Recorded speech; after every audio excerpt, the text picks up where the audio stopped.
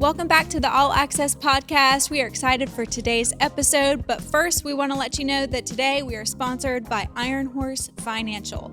You can address all of your financial needs with a custom plan at ironhorse-financial.com. Also, we would love to connect with you on social media. You can follow us at Bethany All Access on Instagram, YouTube, and Facebook. Let's kick back and get ready for an awesome episode. All right. Well, we have an amazing podcast for you today, and unfortunately, we don't have the full 5 hours to do it, so we're going to get as much as we can in. It's going to be awesome. The topic's on accountability and leadership, and from all different levels, because as pastors, as church leaders, we know that we're going to have an effect on people, whether it's staff, volunteers, lay leaders, whatever it's going to be. And today's guest I have is Pastor Wayne Brown. Pastor Wayne, the executive director of All Access, the executive pastor of Bethany Church, and former Baker campus pastor. So you got a little hand in all that. And then Pastor Dustin West, our South Baton Rouge campus pastor, doing awesome. Man, used to run the executive over Experience, so yes. Weekend services. So both these guys have a hand in what we're going to be talking about today. So I'm excited to jump in. So Dustin, Pastor Wayne, we're talking about leadership. You know, it's an important topic. People want to be led, need to be led. It's not something that, they'd say, I don't feel like being led, but they got to. They're not going to get very far in life without one submitting to that leadership and moving forward. But we have to know that in ministry, we got to face these different ways. You're not going to talk to a volunteer as you would a staff member and vice versa. And you can't treat them in the same type of responsibility levels and an ownership of certain things, and also just discipline types. We can talk about that a little bit later. But Pastor Dustin, let's just start off with you. What are some initial thoughts that you have on this topic? Yeah, I think in the church world, it's important to understand that leadership is not simply about position or title. So John Maxwell talks about leadership. He says leadership is influence, nothing more, nothing less. For us in like kingdom culture, leadership is it's calling, right? So we feel called to leadership, which means we have a calling or a mandate to lead other people. And in kingdom culture, we're leading other people to, if you're working in a corporate office, there's a goal of metrics or numbers and all. But for us, we're leading people to follow Jesus, to teach other people how to follow Jesus. And so leadership, looking at it as influence and calling and not simply position, gives us the right perspective on who we are as leaders. And when we're thinking about leading, staff members, volunteers, core team leadership, whoever it would be, whatever area and season of life you're in terms of leading people, there are different approaches to each level, but there's also a lot of similarities in the sense that if we're called to lead people, there has to be several things that are present in our leadership: feedback, accountability, vision, relationship. And so I think unpacking all of those things and then taking it and contextualizing it for who we're leading is part of maturing as a leader, learning that I may lead you differently than I lead you, but some things have to remain the same. So leadership in the church world can get tricky because you don't always want to err on the side of grace in every area, but you also don't want to be domineering and dominate conversations and hurt people with your leadership. So finding the balance is quite a dance, but I think it comes with maturity and understanding that it's a calling, not a position. Right. Pastor Wayne, any thoughts on that? No, I think what Pastor Dustin is saying is great. That's exactly, I'm loving that during this podcast, we're going to get an opportunity to unpack a lot of what he's saying, because I agree with him that leadership and how we communicate to leaders is super important. And I think that word communication is huge, right. Because I think oftentimes communication is not, it's something that falls through the cracks, and we assume things many times, and we assume people know things. But I think how we communicate to pastors, how we communicate to leaders, volunteers, and through feedback, through direction, all those type of things, I think that's a huge thing. So long story short, I feel like communication is key in holding people accountable, and how often that happens, all of those things are important. So, man, I'm excited about this topic, and I want to talk about it. Absolutely. I think just to kick off, we're talking about leadership. So in y'all's minds, biblically, from what y'all have experienced, being a leader, so y'all are leaders, We want to raise up leaders. So what are we looking for in leaders and in your leadership as we springboard off into this? Like I'm saying, I want to make sure I am like this, that I'm communicating well, that I'm leading with grace, or those kind of things. Are there some things that you have in your mind that you say, I want to lead like this? Yeah, absolutely. Well, when I'm looking, are you asking how I want to lead? Yeah. Yeah. So before we talk about other people, like I'm leading other people, but Sure. what is, everyone's got a leadership style. Sure. Well, they should all have some type of, core tenets of leadership or something like that. Absolutely. Absolutely. No, totally. I think for myself, the way I lead is that I have high expectations. And so I want to be able to lead and make sure that I communicate those expectations, what those are, and then also provide what's needed in order to accomplish what those expectations are. And I want to make sure I resource whoever I'm leading. And there's no way I can expect something great and not resource them with those things. And so that's important to me. And then, of course, follow through and making sure that I'll follow through and help them and come back around and provide that accountability for that person. And whether that's a leader, whether that's an employee, whatever that is, I think follow through is important. And so, there's many things that I can lead, but of course, obviously, I want to lead with joy. I want to lead with clarity. Those things are important, but just for me, simple things like high expectations, providing those resources, and then following through and helping them is important for me. And I think John Maxwell says lead naturally, meaning I think you lead with your personality. Mm-hmm. You're one of the most high capacity people I've ever met, and Wayne gets stuff done, right? He does. And me, I'm high capacity and I can get stuff done, but there's a different leaning in the way I naturally lead. And I think that's important, is like you lead with your personality, because That's God has right. gifted us each with a unique leaning to our personality. And I don't want to lead as if I'm somebody that I'm not. I want That's to correct. lead with my personality. But at the same time, I also want extreme accountability. I want people to follow through. I lean very relationally. And so for me, it's like, I want you to know I love you and that we're best friends, and now let's go. That's the only way I know how to do it. Other people may lead a little bit more systematically. Yes. And when you talk about the 5 levels of leadership with John Maxwell, as they lead, people understand, and you begin to want to follow those people because you get stuff done. Absolutely. And I've followed you for years and still do to this day. And I honor you because you get stuff done. You lead how you live. And for me, I think people enjoy being under my leadership because of the relational That's lean right. as That's well. right. And then you start to see that as we do it together, we enjoy getting stuff done. That's right. So I'm looking for a lot of the same things, but I love joy. I love people who are submissive to the vision of the house. I think the number one thing that I want people to see in my leadership, and I want to see in other people's leadership, is humility above everything else. I think a humble leader is moldable. They're teachable. And when we're talking about pointing people to follow Jesus and lead others, I think humility is the perfect blank canvas. I think both those are great answers, because they're came from y'all. But also I can say I work directly with Pastor Wayne, and I can say all of that is accurate. And Yes. high achieving, he wants to get stuff done. We'll follow up on you and say, why is this not done? Absolutely. And when will it be done? Yes, exactly I right. also have the ability to sit under your leadership at the South campus meetings, and exact thing, relational, but also not afraid to pull you into a room and say, okay, so what's going on, and when is this happening?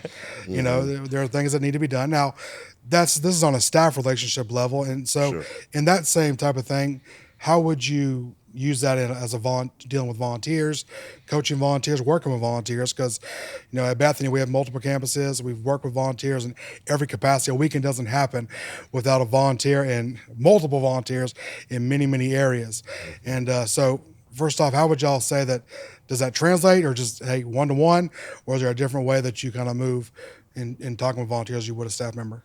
Yeah, I think obviously you are tailoring conversations, but, and this is, I think, a great topic to discuss based on conversations with pastors.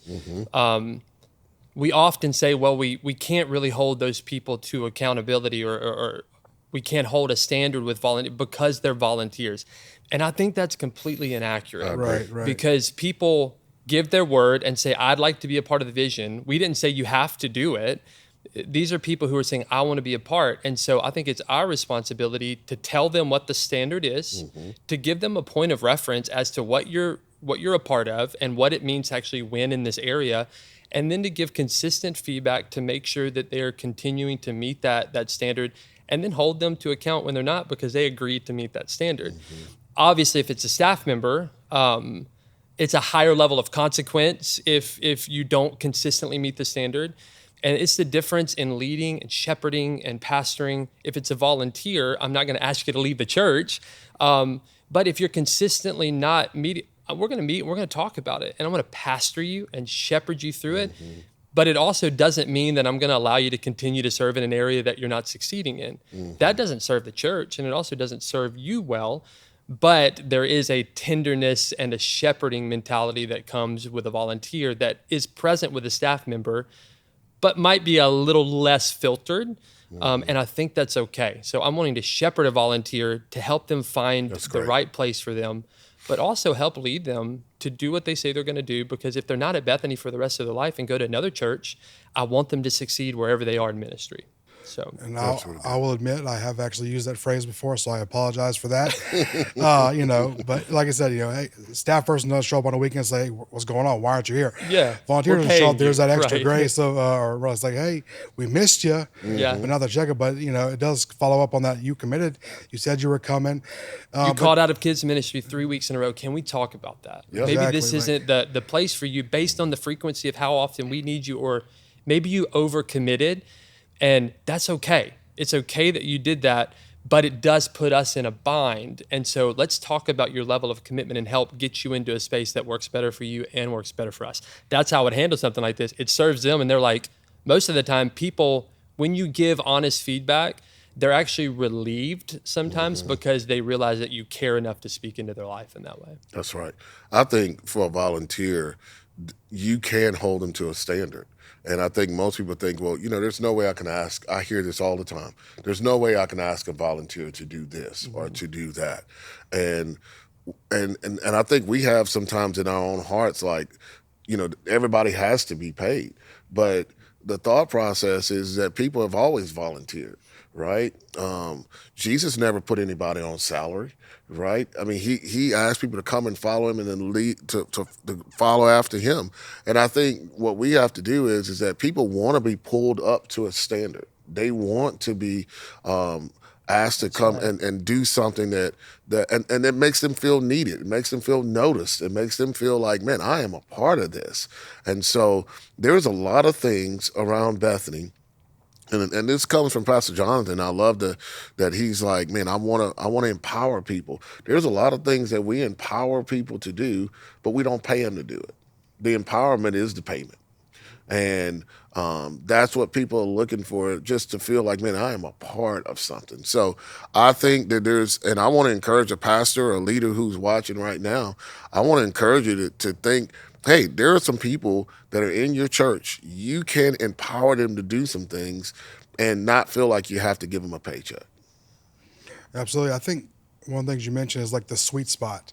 Finding people. People want to say, well, I want to go where the need is. Yes. Because there's a need doesn't necessarily mean that is where they're supposed to be. It doesn't justify the end, doesn't justify the means. We don't want to put someone who's going to be frowning and not smiling, serving in kids. Hey, let's let you lead worship in a kids ministry or something like that. So I feel like, how are those conversations going? But hey, someone signed up, we kind of got past the guard a little bit. They got in, we let them sign up. They passed the background check, did the training, but we really don't think that's the sweet spot for you. How's that conversation go to, let's make a shift, let's make an adjustment, or no, not at all? Yeah, I think it's a great question, and there's some very present conversations that we've had, and so this is a very real thing, not just in our church, but in every church. And when you look biblically at serving, or biblically at leading is servanthood, right? So the greatest leaders are the greatest servants. Serving doesn't mean we simply give people what they want. It means we give them what they need, and we're helping to serve them. Not like people always want affirmation. People want to do what they want to do. Serving doesn't mean we affirm you all the time. It means we help to lead you by serving you. And sometimes we serve you in ways that maybe you don't realize you need, but you really do. And so, to me, it's an act of service to help somebody find their sweet spot and not just affirm that, yeah, you're called to be a worship leader, bro. You can't sing. Like, so I'm not going to tell them that, but I'm not serving them if I let them get up there or if I put you at a door and you have no joy. Maybe it's not in your personality. It's not in your leaning. Maybe you work great with numbers, and in order for you to feel most fulfilled, I'm going to help serve you. Maybe not in the way that you want, but in the way that you need. And having those conversations. And then I think that's where relational equity comes into play. I think I'm always wanting to lead with relationship first. Because if you don't know that person, and I'm not saying you have to be best friends and have dinner with everybody, no. But what I am saying is that if they don't know, it's the old adage of they don't care how much you know unless they know how much you care. And so if they don't understand that I am for them, I love you, I'm grateful for you, I'm excited you're on the team, and there is a place for you. Maybe it's not here, but it's here. If they don't understand that there's relational equity there, then there's sometimes an offense to that type of leadership. But if there's not, there's an embrace of that type of leadership. And so lead with relationship first, be okay having the conversation, and look at it as serving them in that way, as opposed to I'm not just moving them because they're not qualified. I'm serving them by finding a sweet spot for them. You know, I do a talk on team and what the power of a team. And one of my points is what you're talking about. I talk about courageous team management. And it's important because as a leader, you have to be able to manage the team. And part of managing the team is making the right moves and getting people in the right place, right? And when you start to realize that somebody is not in the right place, it takes courage to tell them that. Absolutely. Especially when they think they're in the right place, Oh, yeah. right? Like when they start to feel like, man, this is my spot, but you realize, no, they're not. I'm going on heading to my spot right now. That's right. Exactly. You know, and it takes courage of the leader to say, hey, this is not the spot for you, but let me help you find the spot. And what I found is that oftentimes they know, some people don't know it, but most people do know they're not in the right spot. They're miserable. You're miserable, right? Everybody around them is miserable, but nobody wants to say anything. This is why that communication piece is important. So it takes courage to step up and have those talks, pull somebody to the side and say, let me help you find your sweet spot. Yeah. And what I found is that people feel like this, wow, you let me off the hook. Thank you. Right? Because if I got up, like Pastor Dustin's an amazing worship leader. If I got up and start singing and I know I can't sing. Everybody else knows I can't sing, right? I need somebody to just come and tell me, hey, bro, let me get you over here. You know. Now's the perfect time, John. Is that why y'all won't let me sing? So maybe drums. Drums is maybe what I need to do, but that's what I'm saying. It's like it takes somebody to say that, but it takes courage. Yes. You know, because sometimes people. People don't like hearing something maybe negative, but I think if you do it the right way, it can be done. Well, and I think that is so spot on. And in the church, so often we're scared to have, there's a book on leadership that calls these fierce conversations. We're scared to have these fierce or really courageous conversations because we don't want to offend somebody. We don't want to run maybe your church is small, you're in this season of growth. I talk with a lot of pastors we're growing, so I don't want to run anybody off. We're not serving people well. Right. If we're scared of calling them on certain things or holding them accountable or helping them find their sweet spot by having a difficult conversation, we're not serving them well if we don't do those things. Right. And then what's going to happen is Jim, who does the door, who you never told him, I don't think this is your spot. Let's find a sweet spot for you. In 3 years, Jim's at another church, and he is frustrated because that leader is willing to have a courageous conversation that we didn't have for 3 years. So now Jim is hurt because nobody ever told me that I didn't lead with joy, and now I'm being told this. And so feedback and accountability and courageous conversations and willing to go there, but with a pastor's heart, is what turns the key. And then people start to respect your leadership. And then you move, John Maxwell talks about the 5 levels. First level is position. People follow you because of your role. Second level is permission, is that people follow you because they want to follow you because they know you care about them. And so if you do it right and carry a pastor's heart, you actually don't offend people. And some people are going to get offended because they're offendable all the time. But if you lead them well, with a pastor's and a shepherd's heart, then they actually want to follow you even more, and they'll do anything. They're in your court, but it all comes down to how you're leading in the posture of your heart when you lead those people. So I think from what y'all are both saying, I think combining two things, feedback is king. We need to give feedback. Yes. So one, how long do you let it go on before feedback is a massive change? Is there a little, hey, maybe you should try smiling a little bit. Maybe we need to move you to a different position. Like, what is the feedback level? And another thing is, I think giving vision for that area that person's in, whether it's staff, whether it's a volunteer. It's like, hey, we're putting you here. This is what we expect, like you meant standards. These are the standards or what expectations that we have for this role. You know, if you're going to be greeting at the door, you need to smile.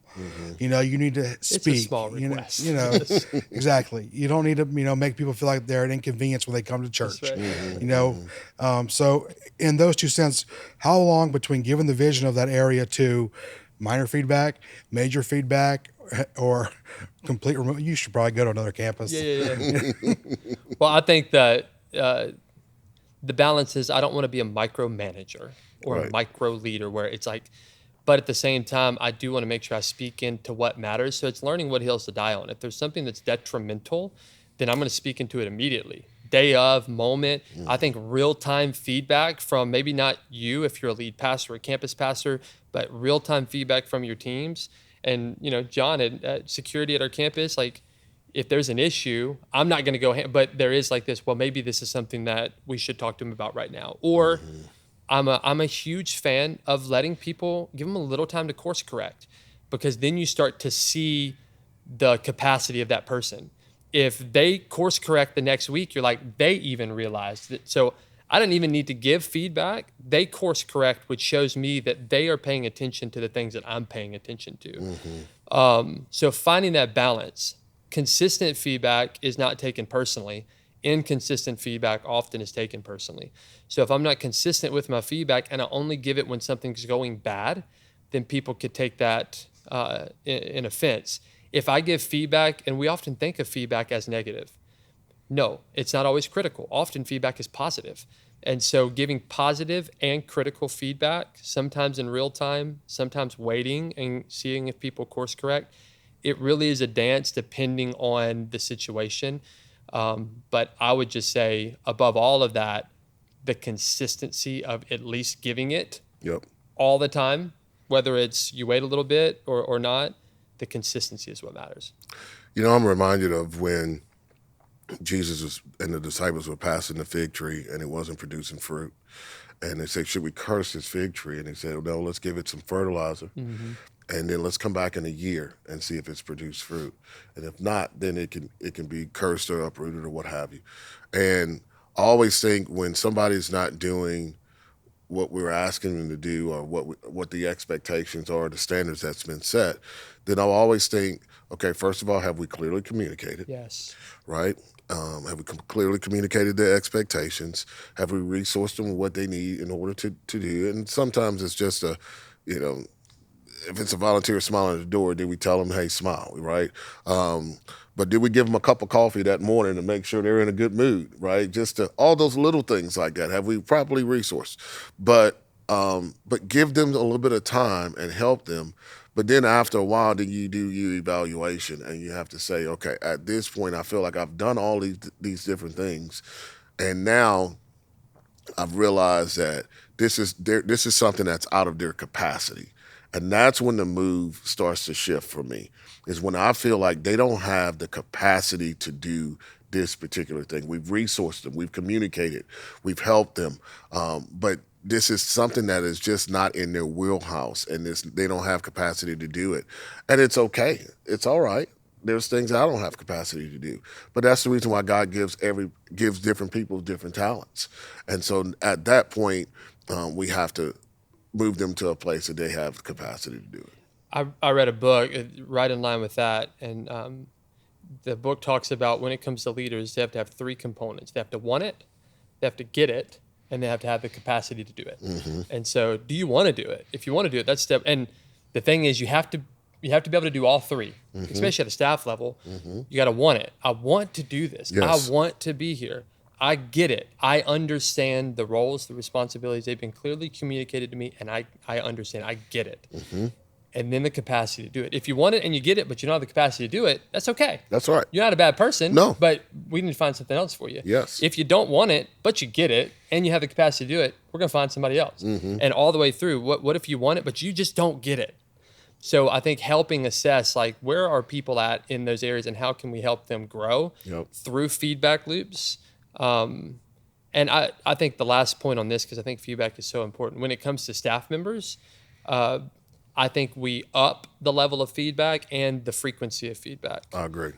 So I'm not going to wait as much for a staff member to course correct because I want to get it right quickly, and I can't hold them to a different standard. I'll wait a little bit on a volunteer or lay leader to course correct, to give them a little bit of time to see where they're at, because eventually my heart is that they become an even more significant leader. So I want to see where they are in terms of their ability to recognize deficiencies in their leadership and course correct themselves. So I think feedback is so important and should be consistently given across the board. I think that's huge, because I was just thinking, man, am I one of the ones that gives the feedback only when something goes wrong? Right. It's like, do I give the hey, you're doing a great job. That's right. The affirmation, hey, thank you so much for being here. You show up faithfully every Sunday. You're doing a great job.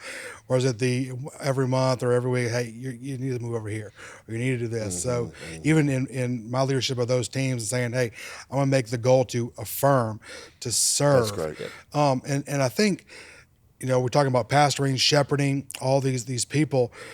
Sheep need corrections every once in a while. They can go, if you don't get the little corrections in, then you got to make the big corrections later. And that helps to serve those people. I think one good thing that we have at the campus is set up, and Pastor Wayne knows about this, is, Pastor Dustin, Pastor Wayne doesn't have to jump in to every conversation. They're not the ones who have to give the ultimate feedback for what's going on. If there's someone not smiling at a campus, he'll grab the A-team leader or the campus pastor, and he'll kind of funnel it down through the coordinator for that area, because if it gets up to this, and that's what you said, it's kind of a bigger deal if, he's having to come from doing what he's doing to say, hey, I need you to smile. Or even a team lead, can we encourage team members to encourage each other to do that? Well, and people take feedback from different levels of leaders very differently. That's right. So if the pastor of the campus goes to the door greeter, they think they're the worst person in the world. That's right. But if the A-team leader, who gives them feedback all the time, right, tells them, hey, Jim, maybe you need to smile a little bit more, then they're not going to take, well, she gives me feedback all the time. Yeah, I do need to smile. I know.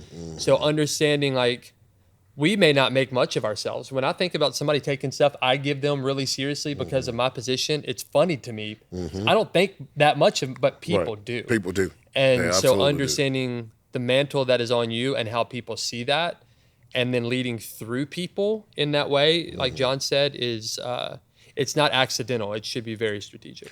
Very strategic. That's the word that I was just thinking about. Strategic feedback is important. On a staff level, there's constant feedback, like you said, and it's frequent. Every week there's meetings, there's debrief meetings, those type of things. And that's important because those people are affecting other people.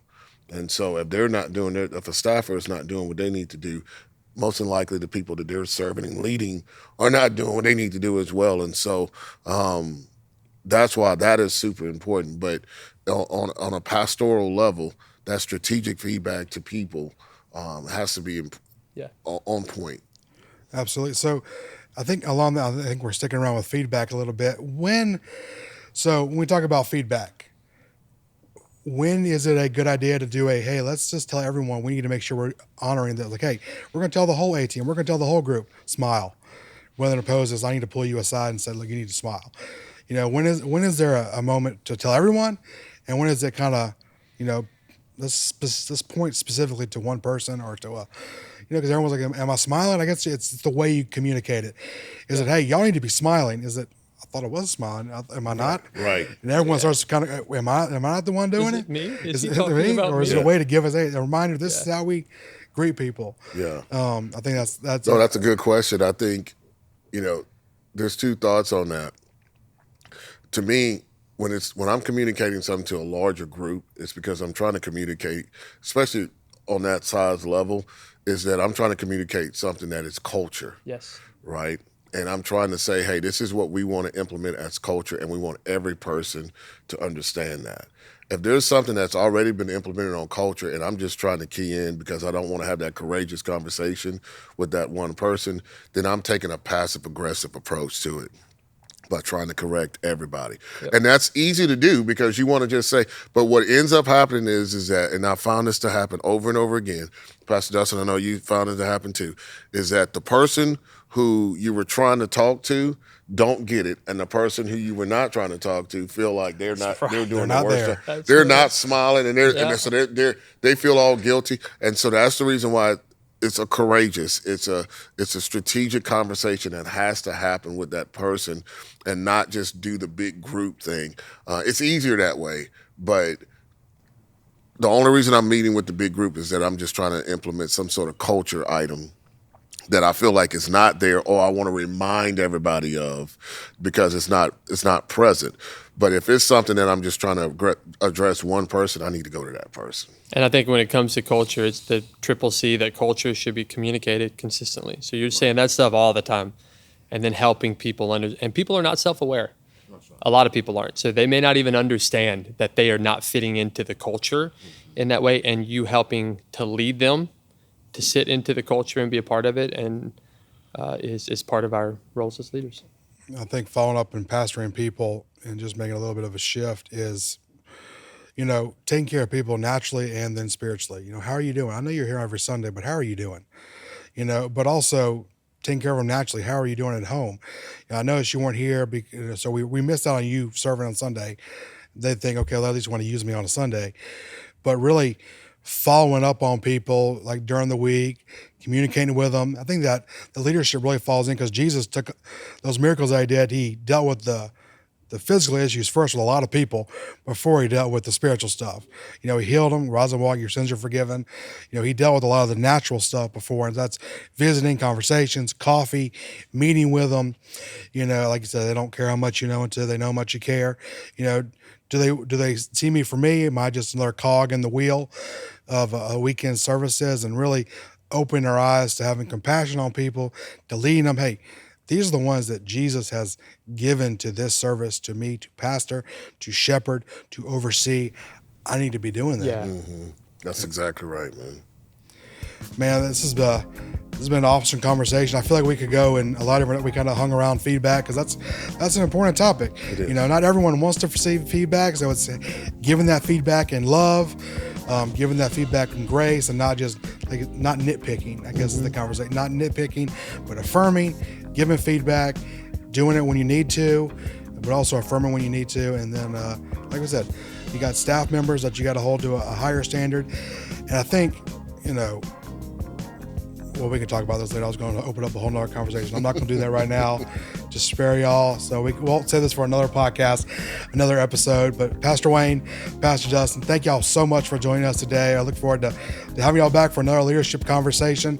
And thank y'all so much for joining us for this All Access podcast. We all hope y'all have an amazing day.